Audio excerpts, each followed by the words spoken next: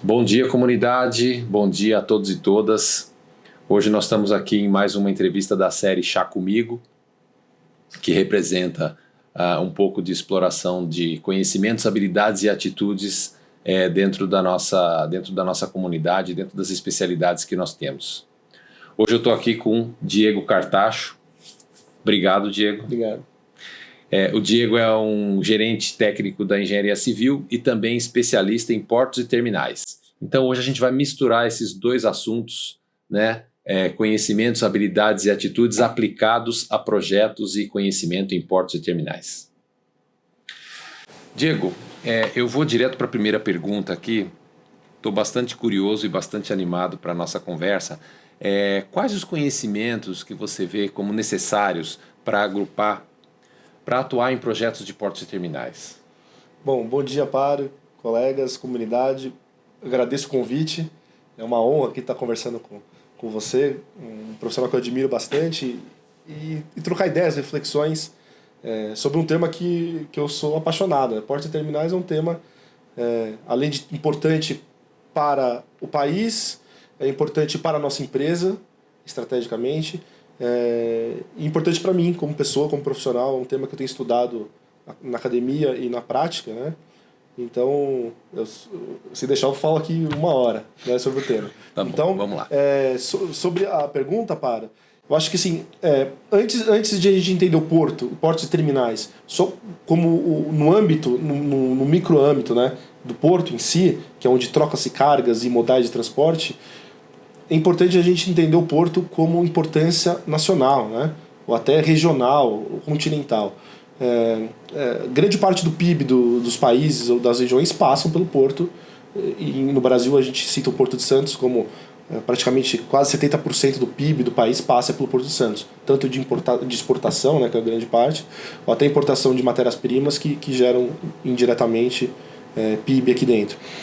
Então, eu acho que o porto em si, dentro da sua importância econômica, focado nos projetos que a gente atua, o que existe no país, os conhecimentos, essencialmente, são das disciplinas que a gente está acostumado: engenharia civil, mecânica, elétrica, automação, ferroviária, marítima. E especificamente no tema que eu estudo, dentro da civil, o conhecimento, os teóricos, né, que a gente vê na graduação, nos cursos de pós-graduação, que é geotecnia, estruturas de concreto, dragagem, temas relevantes, né, hidráulica marítima.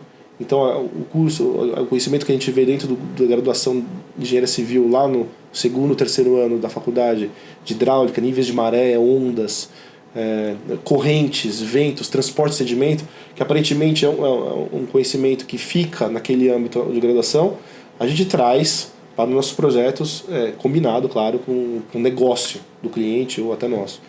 Então, eu diria que os conhecimentos óbvios, né, dentro da engenharia civil, dentro da engenharia mecânica, equipamentos, elétrica e automação.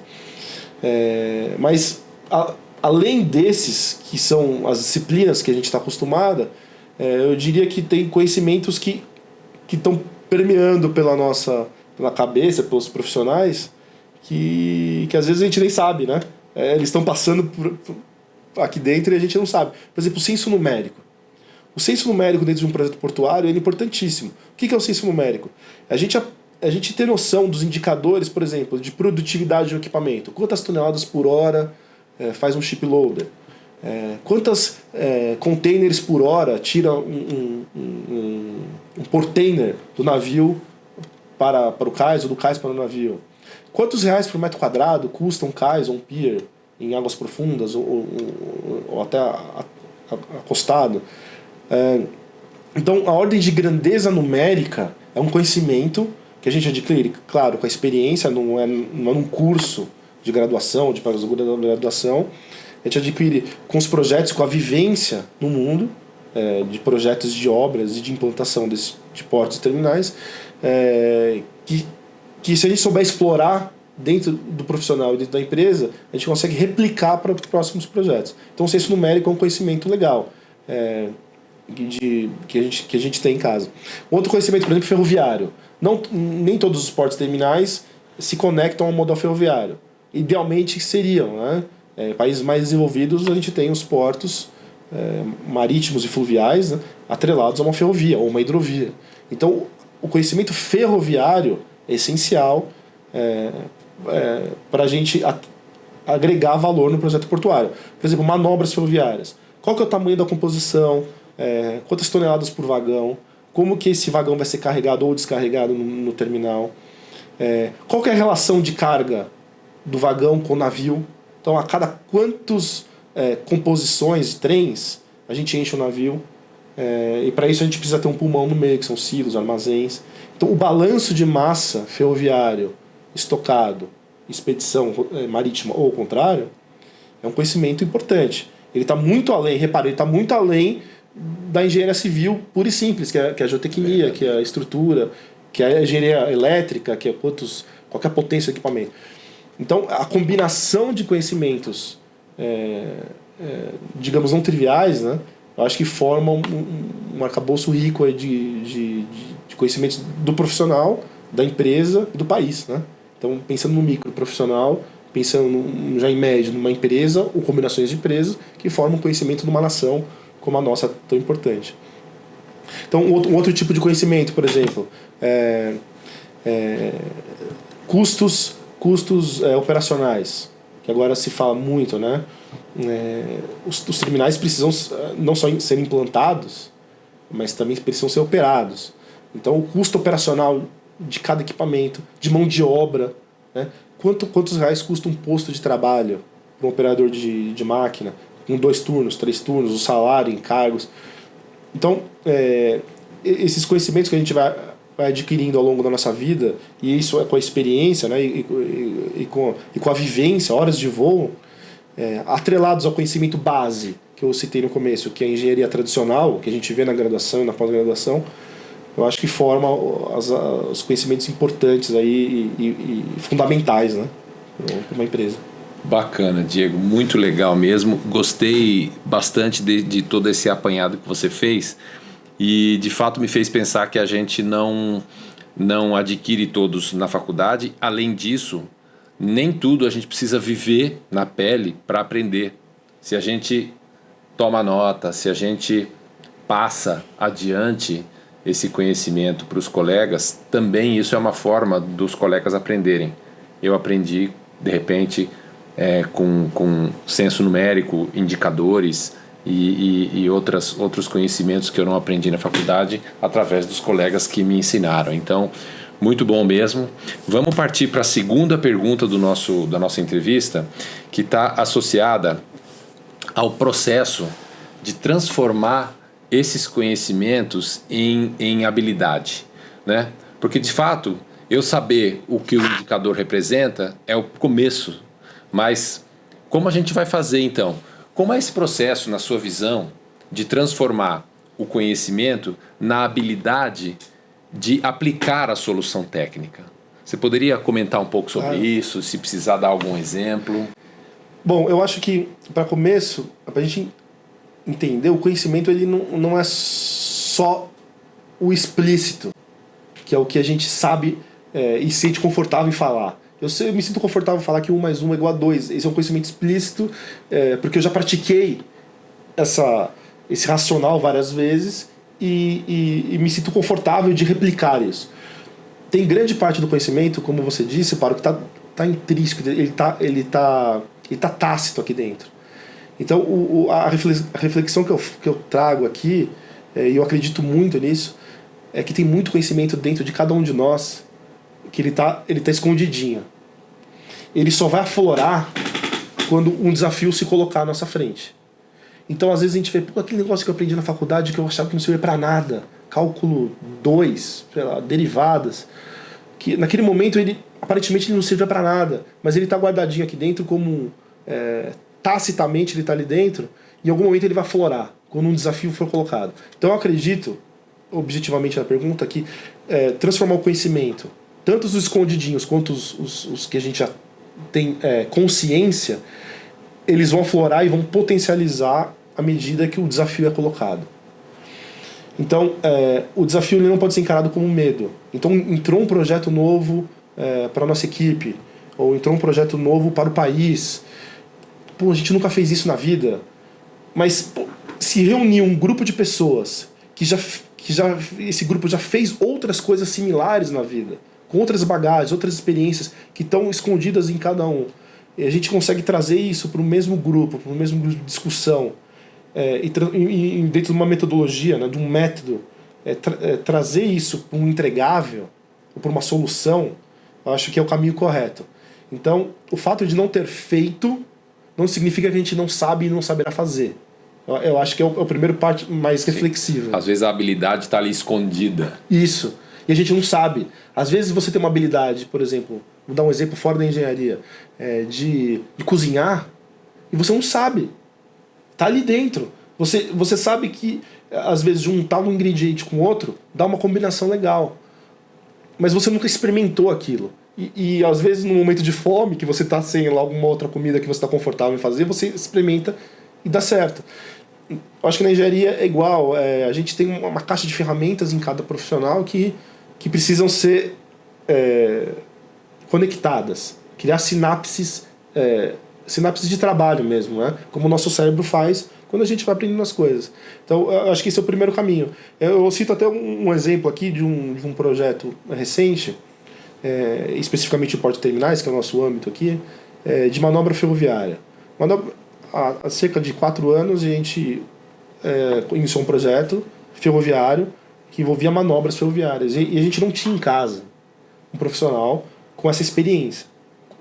Fomos ao mercado com um consultor e a solução apresentada pelos consultores não foram bem quistas, né, ou não foram aceitas, validadas pelo cliente, porque o cliente tem essa experiência da prática. Ele está ali há 10, 20 anos operando com aquilo.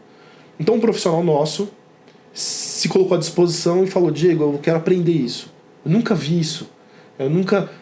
Ninguém aqui na Promon tinha feito esse tipo de estudo, a gente não tinha documentos para resgatar. Mas ele se colocou à disposição de aprender. Eu falei: tem certeza? Ele falou: vamos para cima, vamos tentar. A gente já tem o não, que é a solução apresentada. E a humildade de aprender.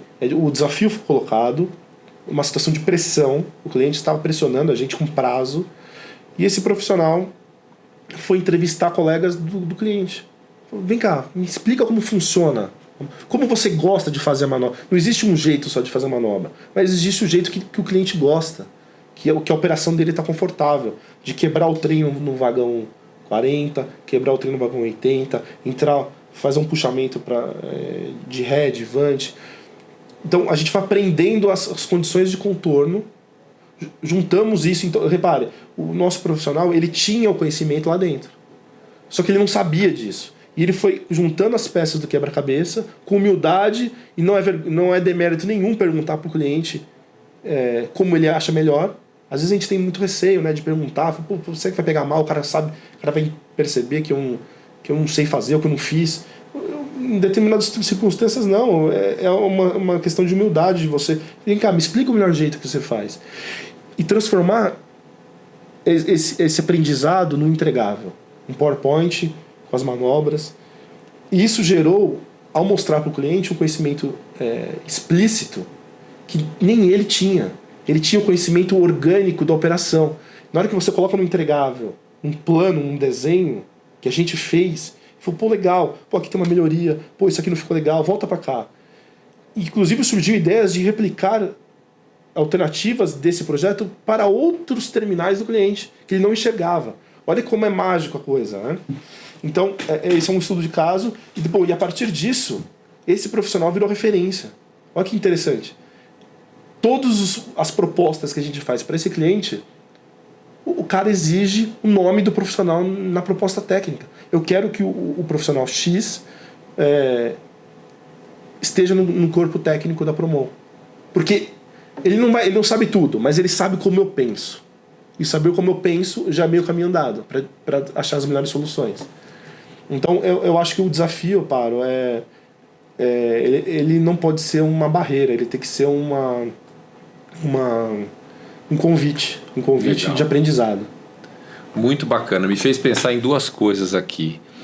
A primeira delas é que, de alguma forma, né, o profissional pegou um conhecimento que estava implícito e tornou explícito, né?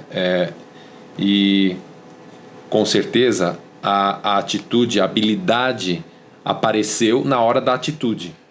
Ele tomou uma atitude de querer aprender, acabou gerando um diagrama, um fluxo que nem o cliente tinha. E aí, a segunda mensagem, a satisfação vem no fim. Às vezes a gente tem medo, esse medo que você falou da gente de perguntar para o cliente e o cliente achar que a gente não sabe. Se eu estou perguntando no começo do trabalho ou no meio, não é naquela hora que eu tenho que satisfazer o cliente. Tudo bem, é óbvio que o cliente tem expectativa desde o início de um contrato, mas a satisfação mesmo, o fechamento do trabalho vem no final. Então, se eu tenho uma confiança, às vezes a segurança não tenho, mas eu tenho a confiança de que se eu perguntar eu vou fazer um trabalho melhor, né? E ao perguntar ele conseguiu transformar. Achei esse exemplo sensacional, porque uma atitude fez brotar uma habilidade e mostrou um conhecimento que agora a gente tem a capacidade de replicar. Muito bacana mesmo. Retomando aqui, né, desse ponto que você nos trouxe nessa resposta, Diego, eu queria agora perguntar a respeito assim, de exemplos de habilidades combinadas. Eu pergunto isso porque aqui na empresa a gente geralmente não resolve problemas unitários somente, né? Quando junta a necessidade de ser multidisciplinar, a gente está falando de combinar habilidades, combinar conhecimentos, combinar habilidades. Então, se você puder nos dar 1 ou 2 exemplos, né, de habilidades combinadas que tenham gerado resultados nos projetos dos portos e terminais dos nossos clientes, acho que seria, né, muito bom para acrescentar a esse exemplo que você já deu, né, uma habilidade unitária. Como é que a gente poderia então entender a combinação de habilidades para um resultado maior do que uma disciplina só? Eu diria que é tudo com lição aprendida, né? Então eu tenho um exemplo que vem à mente aqui rápido, sobre o PEX. É sabido que o CAPEX, né, o custo de implantação, a forma de construir um CAPEX, ela é bastante disseminada na empresa, já está no mercado, e a gente faz isso de maneira bastante boa, né? Agora, o OPEX, ele é um universo que envolve muito o interno do cliente, como que o cliente opera. Então, em um determinado projeto, há cerca de 2 anos, a gente teve que fazer um estudo operacional. Quanto custaria o custo operacional daquele porto, daquele terminal, né, especificamente. E ali fomos aprendendo. Fizemos uma estrutura analítica de custos, né, de OPEX. Envolve custos de mão de obra, custos de energia, custo de manutenção, equipamento, custo de manutenção elétrica, custo de manutenção civil, pavimento, jardim, pintura na edificação. Então, montamos essa estrutura e fomos conversando com o cliente novamente. Qual que é o seu programa de manutenções? A cada quantos anos você pinta um prédio? O cara falou, a cada 3 anos eu tenho que pintar o prédio. Tá bom, então nós temos tantos metros quadrados de área construída e pintar o prédio vai custar tantos reais por metro quadrado, ou seja, a cada 2, 3 anos você vai ter esse custo operacional. Manutenção de equipamentos, vamos ligar para os fornecedores de equipamentos. A cada quantas horas ou a cada quantos anos você troca um cabo de aço de um equipamento, o motor, a manutenção do motor. Fomos montando esse racional linha a linha. Mão de obra. Quantas pessoas precisam para operar aquele equipamento por turno? Por quantos turnos? Salário, encargos. No final a gente montou uma matriz junto com o cliente de quantos reais por tonelada movimentada, um indicador. No primeiro momento esse número estava muito alto, porque a gente foi calibrando o modelo, né? Estava me dando em torno de R$30 por tonelada movimentada por ano, especificamente para grãos de soja. Soja de milho. Bom, o cliente falou, com a experiência dele, com o senso numérico dele, falou, pô, isso me parece alto. Vamos revisitar e vamos ver benchmark. Começamos a fazer um fine tune, né, nos números. E cada um trouxe sua habilidade. Olha que interessante, o cliente trouxe, falou, em outro projeto, em outra empresa que eu trabalhava, eu fazia um modelo de manutenção diferente. Refinamos aquela rubrica de manutenção. O outro fornecedor falou, ao invés de você fazer uma manutenção a cada 2 anos, você pode fazer manutenções a cada 5 anos, trocando só parte do equipamento. Então a gente foi calibrando aquele número até chegar no número em torno de 12, 13 reais por tonelada por ano, que ficou mais factível. Então, senso numérico. A gente aprendeu aquele número, a gente não é operador de soja, milho, de grãos. Legal, isso foi... A gente demorou para aprender, e depois, coincidentemente, cerca de 1 ano depois, fomos convidados a participar de um pré-bid, né, de um leilão de um porto estatal, que foi privatizado, e nos deparamos com o OPEX. Né? Então, o nosso cliente precisava saber quanto ele ia investir, e ali a gente estava numa situação bem de conforto, o CAPEX. Você vai precisar fazer um pier a mais, eu sei quantos reais por metro quadrado, eu sei quantas estacas, vai precisar colocar um equipamento a mais, eu sei quanto custa aquele equipamento, liga para o fornecedor. Então, o CAPEX a gente está numa zona de conforto. O OPEX, o OPEX ficou diferente, porque já existe um OPEX estatal, já existia, né? Um OPEX estatal, de uma administração pública do porto, e esse OPEX teria que ser migrado para uma operação privada. E automaticamente, há 1 ano atrás nós fizemos um trabalho similar. São os mesmos números? Não são os mesmos números. É o mesmo cliente? Não é o mesmo cliente. Mas a natureza do trabalho é a mesma. A metodologia de chegar ao resultado é a mesma. O método de cada pedaço é o mesmo. E nós pegamos a mesma matriz, apresentamos para o cliente e fomos recalibrando com indicadores de outro cliente, de outro cenário. Claro, coisas eram não aplicáveis, né? Muitas coisas eram não aplicáveis, eram zeradas, coisas novas que não tinham. E chegamos num indicador muito próximo ali de 10 reais, 9 reais por tonelada por ano. Então isso deu uma certa credibilidade e um conforto nosso em OPEX de apresentar para um novo cliente dentro de um método já aprendido no passado. E o final feliz foi que nosso cliente conseguiu a concessão, né? Claro que não é só por esse trabalho, por uma conjuntura de outras empresas, de advogados e meio ambiente, mas a nossa pegada tá representada naquele contrato dele. Então esse é um grande exemplo de como que a gente deve trazer as lições aprendidas, né? E as nossas experiências, as cicatrizes das batalhas anteriores pro presente. Então eu acho que esse é uma forma de a gente encurtar caminho, né? De calibrar o nosso raciocínio. Acho que é isso, o senso numérico calibra o nosso raciocínio. Certo. E formidável que vocês conseguiram, né? Guardar um modelo que foi feito um tempo antes e entender que ele poderia, com adaptações, né? Nunca é uma coisa de pegar pronto, copiar e colar. Raramente a gente vive isso aqui, mas mesmo com adaptações, saber que aquele modelo tinha uma utilidade transversal e que você aplicou para um outro projeto. Então realmente é a prova, né, de que tornar o conhecimento explícito dá uma capacidade de olhar para aquilo e enxergar a utilidade futura.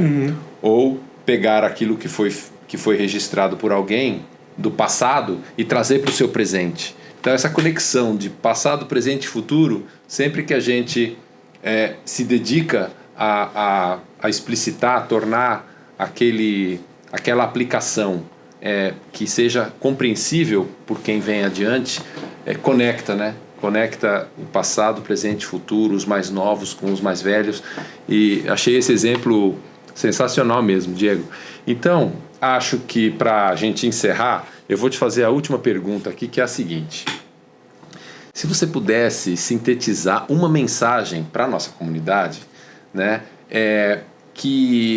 sobre a sua trajetória de busca do conhecimento, sobre a aquisição dessas habilidades e para chegar em ações práticas, qual seria o conselho que você daria para essa trajetória de conectar conhecimentos, habilidades e atitudes ao longo do tempo? É legal, uma pergunta bastante complexa, mas eu imagino que, primeiro, a fonte do conhecimento tradicional ela não pode ser esquecida. A fonte do conhecimento clássico, que é o livro, que é a biblioteca, é a graduação, é a pós-graduação, é stricto sensu, é o lacto sensu, os acervos da nossa empresa, que estão registrados, todo esse explícito, né, que saiu da cabeça de alguém, está num desenho, está num fluxograma, está num relatório, isso é a base de tudo. Eu acho que isso não pode ser esquecido e não é esquecido e a gente não vai deixar ser esquecido. Mas tem uma parte um pouco mais soft, que eu diria, que está dentro da atitude, né?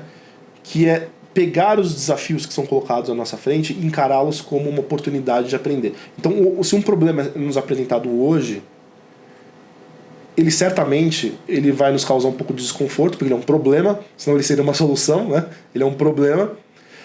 Ao chegarmos a uma solução, com as dores dela, do caminho, esse problema vai ser uma alternativa para um problema futuro, né?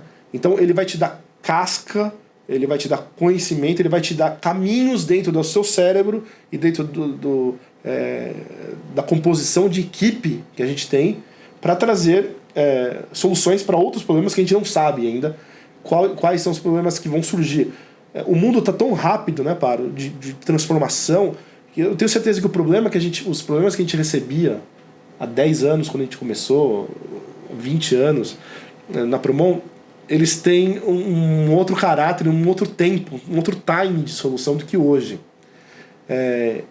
Só que a forma de raciocinar e trazer a solução, eu acho que ela não sai do clássico, que é o conhecimento teórico, conversar com os colegas, experiência dos colegas, acervos, experiências, né, de já fiz isso alguma vez, já fiz isso 2 vezes, já deu errado, e transformar isso numa solução, e assim vai acumulativamente crescendo o conhecimento da empresa.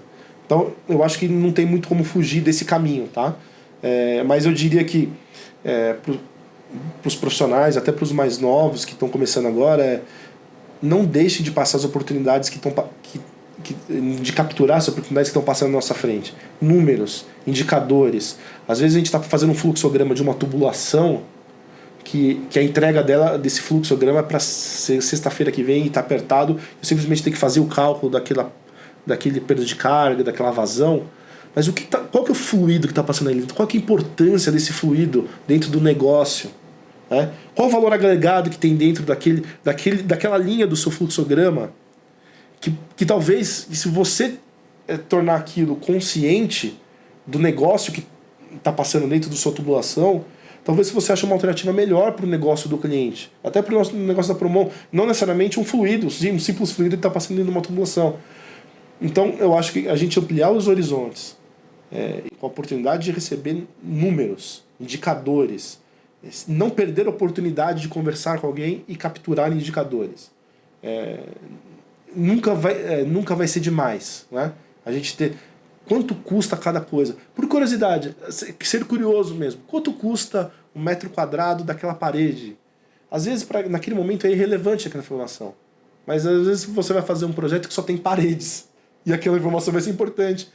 Então, não perder a oportunidade que a vida está trazendo para a gente, a nossa empresa está trazendo para a gente. E para finalizar, Paro, imagina assim, quanta informação passa na nossa cabeça diariamente, né? Nós temos uma comunidade de centenas de profissionais. Imagina se a gente conseguisse compilar todos os dados numéricos com um computador que estão passando na cabeça de cada um de nós. Juntasse tudo isso num algoritmo, por exemplo. Imagina a potência que tem de conhecimento e de riqueza que tem ali dentro, desse algoritmo hipotético aqui.